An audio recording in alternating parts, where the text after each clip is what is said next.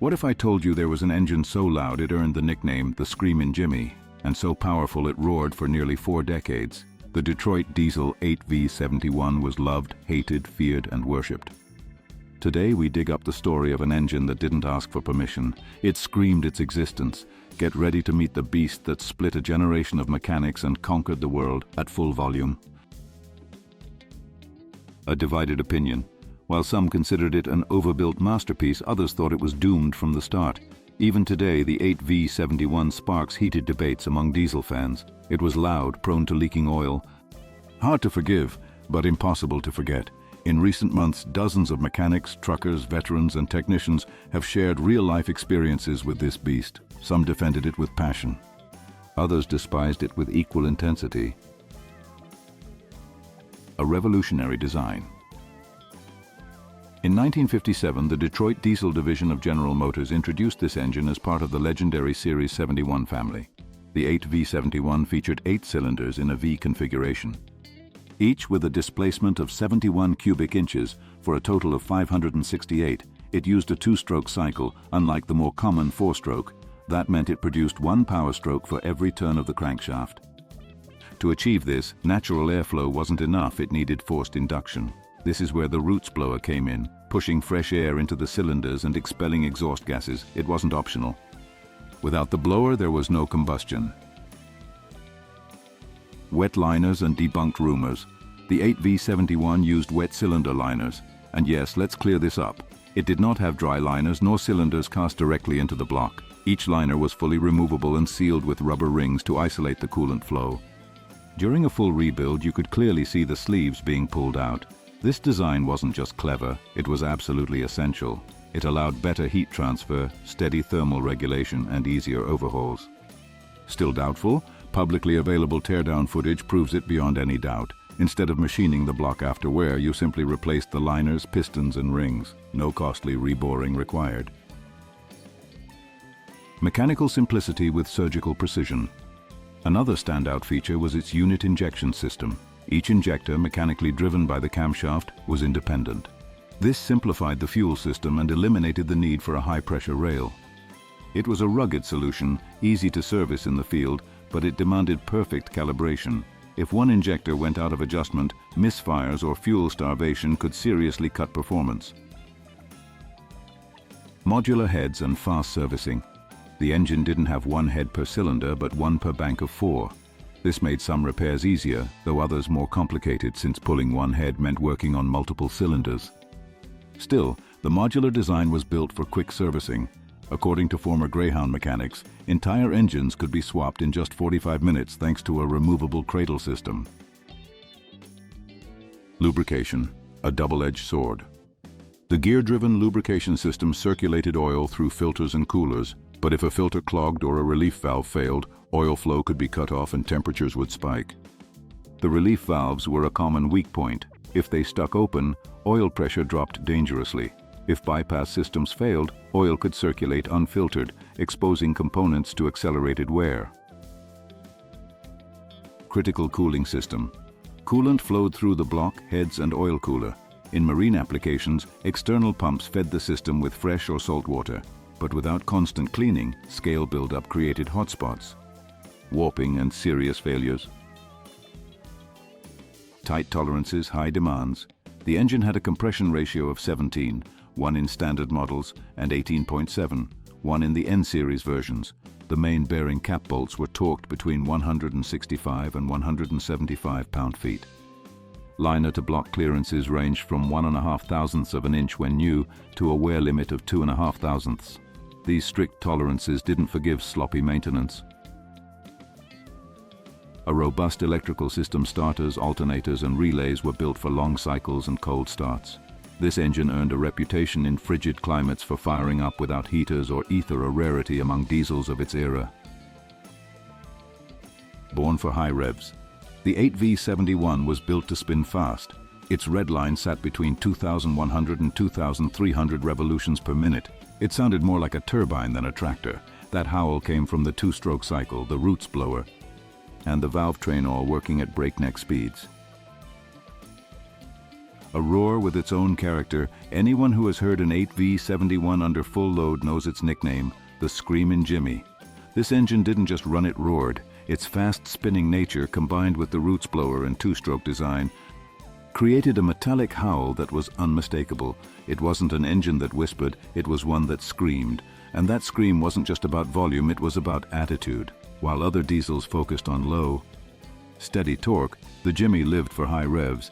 That quick response made it perfect for emergency vehicles, city buses, or boats, where constant acceleration changes were the norm. Plus, its modular design made field repairs possible. Heads, injectors, or even entire cylinders could be swapped without pulling the whole engine. More air, more screams, more power. The turbocharged versions took that roar even further. By increasing the airflow before it reached the blower, volumetric efficiency improved. But be warned, even the turbo models still depended on the blower for scavenging. The turbo was an assistant, not a replacement. These turbocharged engines required different adjustments, reinforced injectors, and sometimes intercoolers. That gave them an even more aggressive response, perfect for those who wanted raw power and mechanical personality in equal measure. But it wasn't all glory. Despite its virtues, the 8V71 was not perfect. In fact, under certain conditions, it could be fragile. One of its biggest weaknesses was its intolerance for low RPM work or intermittent loads. This engine needed to spin high and stay steady. If left idling or working under irregular loads, it lost scavenging efficiency, overheated, and could suffer serious internal damage. In trucks running at highway speed or ships operating at steady load, it shined. But in tractors, backhoes, or any machine working in pulses, it became a liability. It overheated, injectors fouled, and even cylinder heads could crack. Its reputation for leaks. One of the best-known flaws of the 8V71 was its ability to mark its territory with oil. A popular saying among mechanics was, "You didn't change the oil, you just refilled it."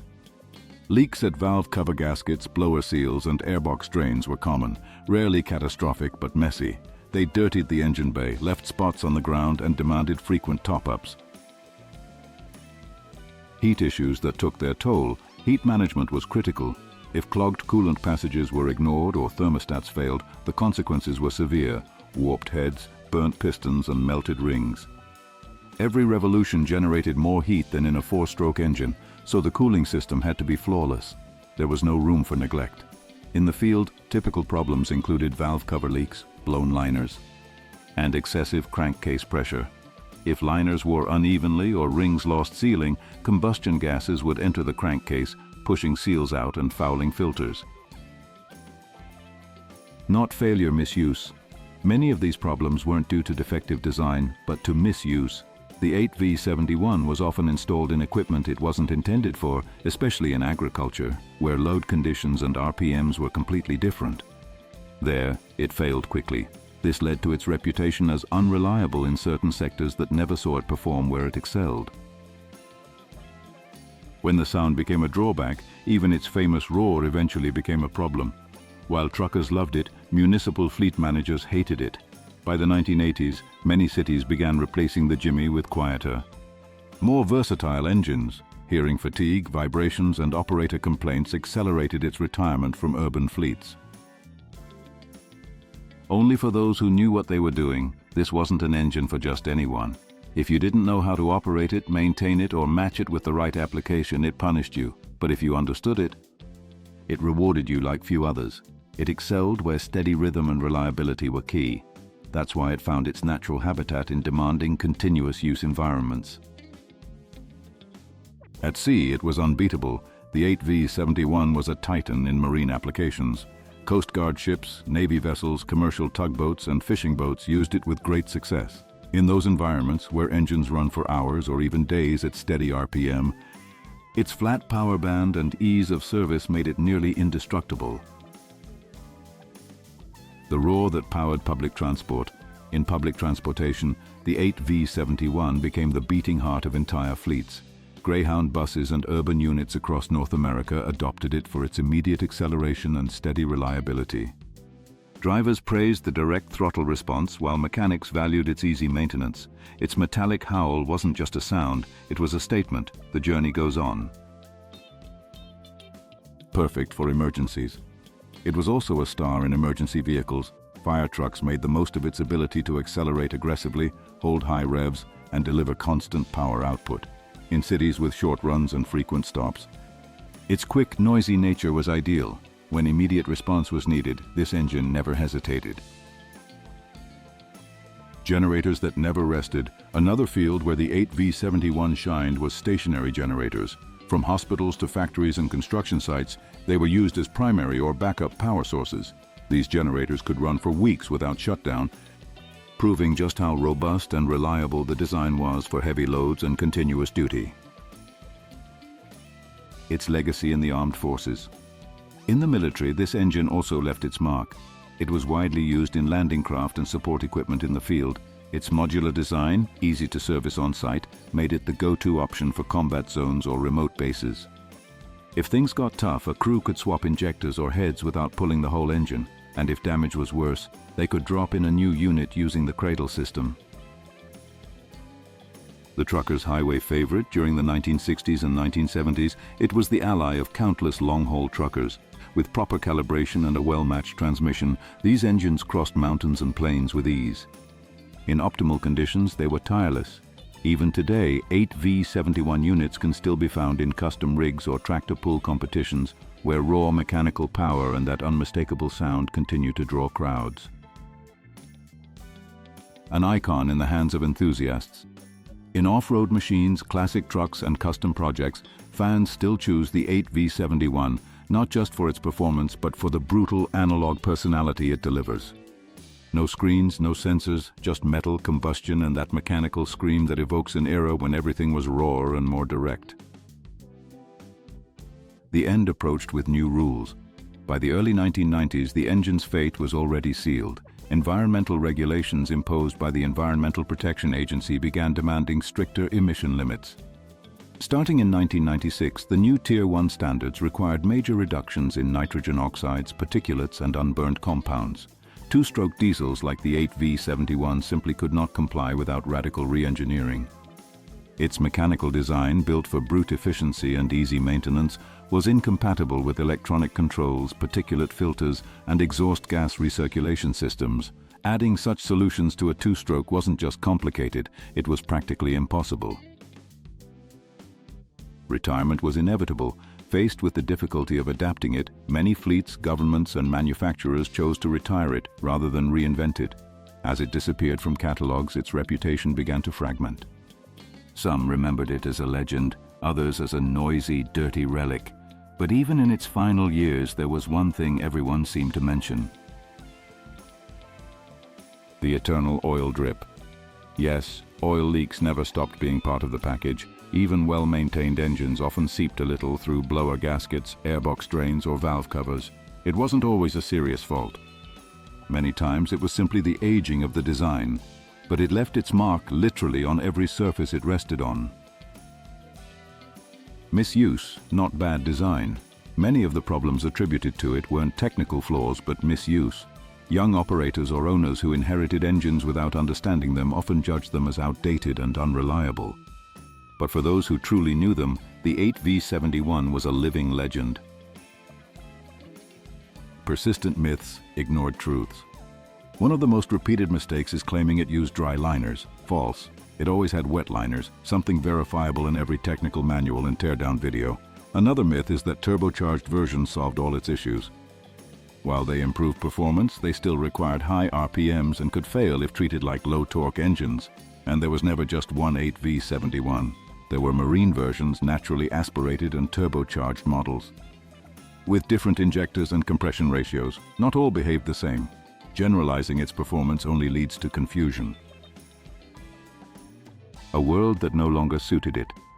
What ended the 8V71 wasn't a defect, it was a changing world. The industry moved toward cleaner air, quieter engines, and systems that communicated with computers. The 8V71 offered none of that. It was the product of another time, but that didn't make it any less brilliant. The real mistake is thinking that because it didn't fit into the future, it was never great. It was, in the right environment, with the right people, this engine was one of the most efficient, beloved, and rugged ever built. It simply wasn't made for everything, and it never tried to be. Today it survives in the hands of collectors, custom projects, and as a mechanical symbol of a golden era. Not every engineering success is universal. Some were simply perfect for their role, and the 8V71 fulfilled that role for nearly 4 decades. Roaring with pride, if you've been captivated by the unmistakable roar of the Screamin Jimmy and the story of an engine that never gave up, hit like, subscribe, and turn on the bell. Here we keep unearthing mechanical legends that left their mark on the road. The sea and the hearts of those who made them roar. See you in the next diesel adventure.